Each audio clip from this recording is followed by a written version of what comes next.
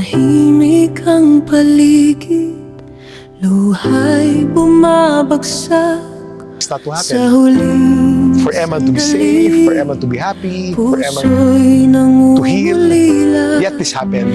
And I know that nothing happens as an accident, and I know that all things work out well. Everything's planned by the Lord. That gives me peace. How are you? I'm good. Pero grief kasi comes in waves. Minsan biglang bumabagsak. Ngayon okay. And pag mag-isa ako, medyo mabigat. How about Feli? Ay, biyahe namin. Galing ko sa LA. Na walang Keeps her not grieving too much. Ako yung emotional sa pamilya. Right now, I'm keeping that secret because we wanted to hanggang protect sa her. Nagulat na lang kami nung biglang nilabas pala niya sa interview. Open siya eh. That's why we thought that she's the main. Because despite her sa pain, langit na she was reaching out. walang luha. Despite her pain, Sa bawat siya. dasal And that's a sign of at okay. So we felt she was with me. nandyan ka pa rin, di nawawala. So, Kahit in 2 years na sa social media, masakit ang kung saan pamamaala, marami siyang nailabas na ganyan. pag-ibig mo'y Pwede na di sinabi namin, magalaw. it's her way of healing eh. Kasi pag naipakwento mo, nagiging okay ka eh. But we did not know that yung pagkwento niya, she was still in pain. She was still suffering. Guys, if I Texted her mommy, sabi, Mom, I'm in an emergency right now, but worry not. Naiwan There's no ngayon sound. ay awit But I need ng to hangin. So we knew there was something Bawat sandaling And then, the next tahimik, day, I naririnig called her. pa I was in rin the ang Philippines, Daddy was in tinig. Florida. Meron siyang medical Sana board sa sa iyong Buti na nasa Amerika na siya. I was waiting. And then on the second day, I woke up in the maramdaman morning. mong mahal May message again. ka na. I have terrible news. I know that napaluto ko na ako. Sabi ko, Sa mga bituin ko tinitingnan, parang nariyan ka pa rin sa kalangitan.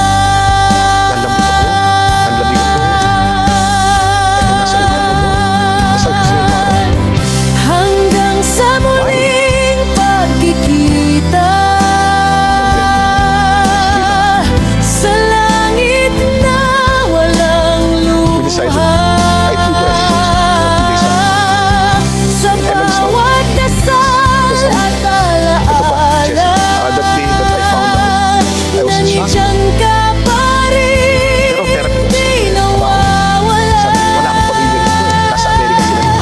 Kahit masakit ang Probably the most difficult day of my life. Ready to let's not be public about it. pag-ibig mo'y di maglalaho kailanman.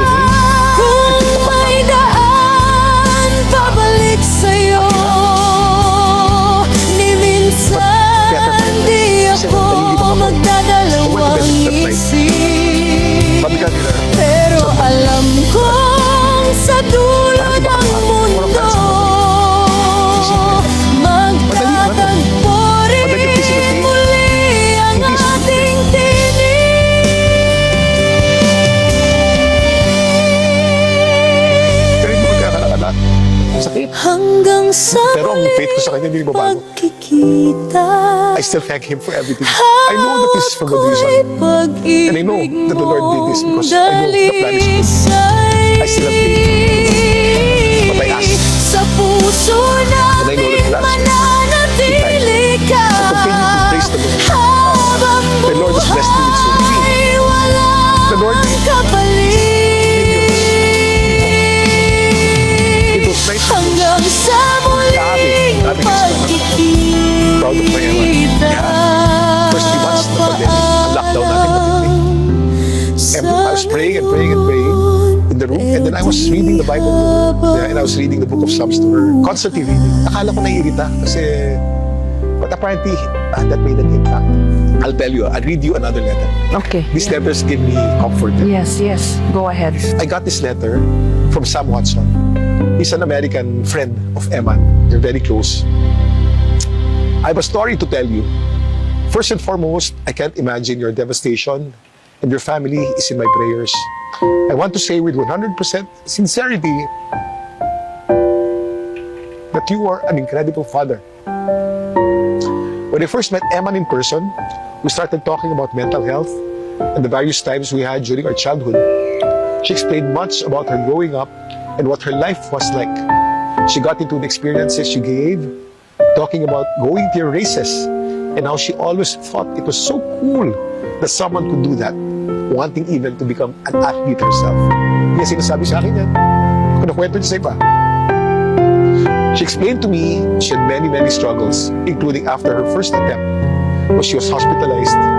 She talked about how one of the reasons she thought it was going to be okay was you coming in and reading to her. My reading was making an impact. Hindi ko alam. She reminisced on those points at her weakest, how she felt a sense of family that really loved her. She talked about the sense of community you gave her through your agency when she was embracing social media. She called me after a motorcycle accident and talked about how much you meant to her. She spoke about all the times and experiences you gave her, your kindness to animals, your kindness to others, your hardships and overcoming them. She truly valued them. I can't imagine what you're going through. I'm so sorry. But I feel you deserve those moments because she really did love you. Hindi niya sinasabi sa akin yan. Ang mga bata kasi hindi sila nag-express. Pero kinukwento niya sa lahat. Gano'n niya ako kamahal.